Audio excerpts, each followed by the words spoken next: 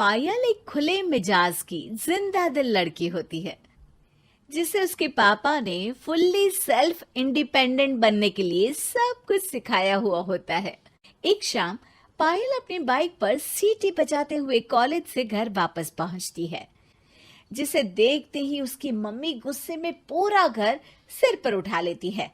आ गई महारानी, बहुत बोलते थे मैं अपनी बेटी को सब कुछ सिखाकर दुनिया में मजबूती से खड़े रहना सिखाऊंगा, साथ में बेटी को लफंडर बनना भी सिखा दिया, ये नहीं बताया। क्या हुआ? आज ये कुकर इतनी सीटियां क्यों मार रहा है? सीटी? सारी फसाद की जड़ तेरी वो बाइक और सीटी है, उन्हीं से लड़के छेड़ती है ना तू। हाँ, ये तो गलत है, मुझे बताए बिना ही लड़का छेड़ दिया। हाय तौबा, ये कैसा पति और बेटी मिले हैं मुझे। अरे मम्मी यार, तुम ओवर एक्टिंग बंद करो, और मैंने कोई लड़का नहीं छेड़ा पापा। शिट यार। अच्छा मम्मी, आप पहले मुझे ये बताओ कि आपको ये सब बेकार बातें बताता कौन है? अच्छा, तूने कोई लड़का नहीं छेड़ा? अरे वही शर्मा आंटी, वही बताती रहती है, पर उसकी खबर तो मैं खुद ले लूंगी। अच्छा मेरी प्यारी बेटी, थक गई होगी ना, जा जाकर आराम कर बेटा। अचानक मम्मी को गर्म से नरम होते देख के पायल और उसके पापा कंफ्यूजन में एक दूसरे को देखने लगते हैं। आंखों से कुछ इशारे होते हैं और पायल वहां से चुपचाप चली जाती है। जिसके बाद रात को घर में सबके सोने के बाद दोनों पापा बेटी छत पर मिलते हैं। क्या खबर लाए हो? अरे तुम्हारी मम्मी तो हमसे भी तेज निकली, कोई खबर नहीं मिली। क्या यार पापा, पता नहीं अब मेरी मदर इंडिया कौन सा बम फोड़ेंगी। इसी के साथ दोनों अपने कमरे में वापस जाकर सो जाते हैं। अगली सुबह पायल जैसे ही कॉलेज जाने के लिए तैयार होकर कमरे से बाहर निकलती है तो उसकी मम्मी उसे लड़के वालों के सामने ले जाकर खड़ा कर देती है। जी, ये है मेरी बेटी पायल, थोड़ी चंचल है लेकिन बहुत नेक दिल और होशियार है। देखते ही देखते कुछ घंटों में पायल और शुभम का रिश्ता पक्का हो जाता है, जिसके कुछ दिनों बाद पायल शादी कर अपने ससुराल पहुंच जाती है। सोचा था मम्मी कोई बम फोड़ेंगी, पर उन्होंने तो सीधा मुझे उम्र कैद की सजा ही दे दी। बहू, अब उम्र कैद समझो या बम, रहना तो यही है, निभाना यही है, इसलिए छिछोरी हरकतें बंद करनी होगी। है? ये आप क्या बात कर रही हो? मैंने क्या किया? इतने मासूम ना बनो, मुझे तुम्हारे कारनामों के बारे में सब अच्छे से पता है। ऐसा बोलकर सास तो वहां से चली जाती है, लेकिन पायल सोच में पड़ी वहीं खड़ी रह जाती है। जिस पर शुभम उसके पास आता है। तुम मम्मी की बात का बुरा मत मानना, वो पड़ोस वाली आंटी ने उन्हें तुम्हारी बाइक चलाना, सीटियां बजाते हुए घूमना, बेधड़क सबसे बात करना वगैरह जैसी कुछ बातें बता दी है, जिसे सुनकर उन्हें गुस्सा आ गया है। पर फिक्र मत करना, धीरे धीरे साथ रहने से वो भी ठीक हो जाएंगी। Thanks for your concern, but I don't care. Payal सीधा अपने कमरे में चली जाती है।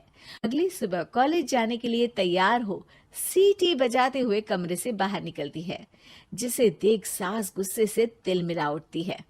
महारानी, शादी के अगले ही दिन ये हीरोइन बनकर कहाँ चल पड़ी? और ये लफंगों की तरह सीटियां बजाना बंद करो, ये हमारा घर है, कोई सड़क नहीं जहाँ तुम आवारागर्दी करती घूमो। मम्मी जी, सीटी बजाने और कंफर्टेबल कपड़े पहनने से लोग कब से आवारा बनने लगे? इसी के साथ सास बहू का युद्ध शुरू होने ही वाला होता है कि शुभम वहां पहुंच जाता है। माँ, उसका कॉलेज है इसलिए ऐसे तैयार हुई है। और पायल, तुम भी माँ को समझने की थोड़ी कोशिश करो ना प्लीज। सिचुएशन संभालकर शुभम और पायल घर से निकल जाते हैं। इसी तरह दिन बीतने लगते हैं, जिससे सास बहू की लड़ाइयों के बीच शुभम पिसता रहता है, लेकिन साथ ही वो दोनों एक दूसरे की आदतों को अपना भी लेती हैं। पर पायल का सीटी बजाना सास को आज भी नागवारा ही होता है। आसमान गिर जाएगा, धरती फट जाएगी, पर इसकी सीटी ना जी ना, कभी बंद नहीं होगी। अरे मम्मी जी, जब आप मेरे कुछ बोले बिना सीटी से ही समझ जाती हो कि मैं क्या बोल रही हूँ, फिर इसे बदलने की क्या जरूरत? यही तो हमारी यूनिकनेस है। पायल की बात से ज्यादा सहमत ना होते हुए भी सास हंस पड़ती है। उसी शाम पूरा परिवार घूमने जाने का प्लान बनाकर घर से निकल जाता है और उनके जाते ही घर में चोर घुस आते हैं और तभी वो सब भी दोबारा घर के अंदर आते हैं बाहर से। क्या यार पायल, एक शाम भी फोन के बिना नहीं रह सकती थी क्या? घर में ही तो फोन है, कहाँ चला जाता? अब जल्दी अंदर जाकर अपना फोन लाओ, मम्मी और मैं यहीं बाहर वेट करते हैं। ज्यादा बोल रहे हो, देखो अब और धीरे काम करूंगी। ऐसा बोलकर पायल घर के अंदर जाती है और बहुत देर तक बाहर निकल कर नहीं आती।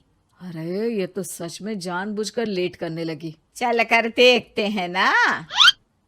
दोनों जैसे ही मेन डोर के नजदीक पहुंचते हैं, उन्हें पायल के सीटी बजाने की आवाज सुनाई देती है। हमें लेट करके खुद मजे से बैठी सीटियां बजा रही है। अरे गधे, ये मजा नहीं सजा है, जल्दी से पुलिस को फोन कर। माँ की बातों से कंफ्यूज्ड शुभम उसे देखता ही रहता है। सास खुद ही पुलिस को फोन कर देती है। कुछ देर बाद वो दोनों पुलिस के साथ घर के अंदर जाते हैं तो पायल एक कुर्सी पर बंधी होती है और सास को देखते ही दोबारा सीटी बजाने लगती है। सीटियों की दुकान फिर से शुरू हो गई तू? और क्या इन सबको कह रही है कि चोरा है चोरा है? तुझे कैद किया है, थोड़ा तो तरस खाकर डर हमसे। और प्यार से क्या बोल रहा है इससे? अरे इसके सर पर बंदूक लगा, ठोक दे इसको। अरे चल झूठे, तेरे पास तो हथियार है ही नहीं। सास की बात सुन वहां मौजूद सारे इंसान हैरान रह जाते हैं और पुलिस तुरंत उन चोरों को अरेस्ट कर लेती है। आपको कैसे पता कि इनके पास हथियार नहीं है? अरे सीटी नहीं तो बताया।